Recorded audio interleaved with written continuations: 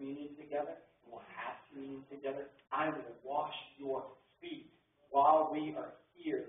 And that's what it's all about. All of the methodologies, all of the traditions, all of the mess-ups and screw-ups that were involved in everybody's life in that room didn't matter because they came together, submitting one to another. And Jesus submitted himself as a servant to his disciples and said, I'll wash your feet and I'll serve you. And he did. He built unity within that group. Part of understanding submission and unity together this morning, I want us to participate in community. And then I'm going to pray and we're going to have some more worship. With the table set up here, what I'd ask is that we would participate as you're ready, that you just come down the center aisle. You can filter out around. The altar is open and clear for you to spend time praying. That this would be practical application of us together in unity, submission to God.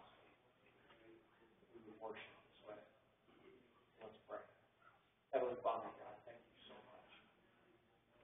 God, for being so good to us and providing so much for us. God, thank you that all of the things and the stipulations and methods and traditions don't matter, and it's only about the central message of the gospel. God, may we keep our minds set on that. May we not get clouded up by the things that don't matter. May we not get bogged down in the things that have no bearing on the gospel and not believe that we ourselves have anything to add. God, that we would be humble. God, this morning as we celebrate the communion, and remind us, break our hearts, lead us to the foot of the cross, and let your blood is shed to cleanse us, that your body is broken to heal us, to give us the gift of an eternity with you. Father God, may you build unity within our church, within our community. And God, may we find ourselves submitting to each other,